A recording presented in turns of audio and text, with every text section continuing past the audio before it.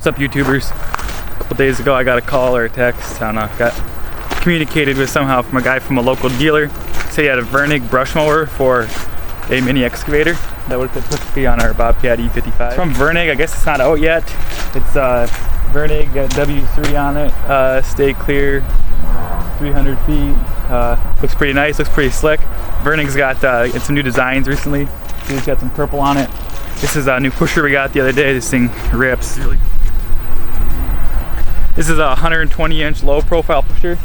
If you don't have really experienced operators but you need to move snow more than a snow buckets don't move much, this is ideal. It's only like $2,500 or so, 2,500 to 3 grand depending on which dealer you go through. Snow scrapes really good, and it isn't mechanical. So if not every one of your skid operators is a really good experienced operator, this is a good one for someone learning. So anyway, check this thing out.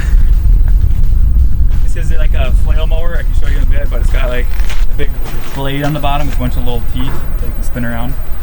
So we got this on our 2018 or 19 Bobcat E55 tinted windows. So yeah, let's got this thing all hooked up. We did have to get some like extended hoses. When we got it, the hoses only like made it up to like here. They were like a couple feet short, so we had to bring it back and they put some longer hoses on it, but now we should be good. So alright, let's fire this thing up and see what we can do with this thing. I honestly have no idea what to expect. I've never ran a mower on an excavator before, so let's fire this thing up and see how she goes. See if this thing will start. It's pretty cold out. We'll plug her up. Oh wait. Fire right up. Here's kind of what she looks like underneath. You can see it's got this big old disc and then these flail teeth. Things are their edges on both sides. What I like about this is if you ever hit something it can't chop, so naturally when you spin it, it'll go like this, and if you hit something it can't chop, this can just deflect. So with this disc and all these teeth, you're never gonna wreck anything. Where with a fixed blade, like you hit something, it can, you know, not be good. Where this way it flails around, and if they hit something or rock something, it can just deflect. So from first impression, it looks good. It looks like it works. Haven't released it yet. I don't know why, but we will run over there and see what she can do.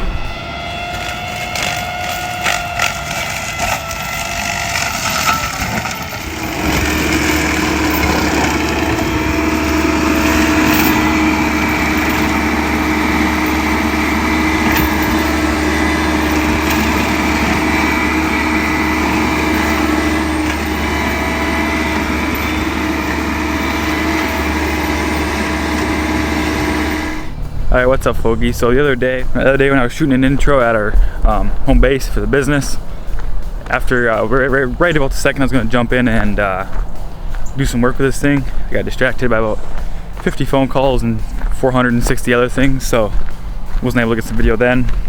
Anyway, I got some brush here right along the river that we're going to leave all these big trees and just come in and clear out all this brush all the way through here so you can get a better view to the river.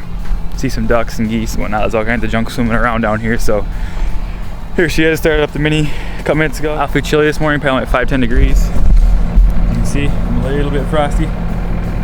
But alright, let this thing warm up and let's clear some brush. This junk is pretty thick. There's some bigger brush in here. Can't really see through very good, so we're gonna open her up so you can see down to the river. Make it more nice, I guess. So let's get her done. Nice little view from here.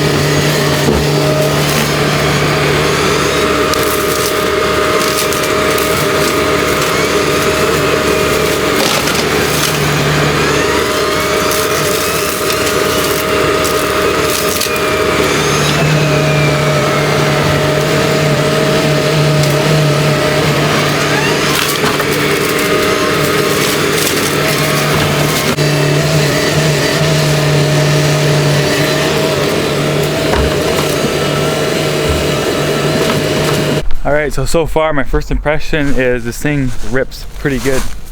Like you can see in here, here's some like 1.5 to 2 inch junk, and it just rips right through it. Here's this big tree. There's like a 6-8 inch tree. Knocked that right over, chewing it right up.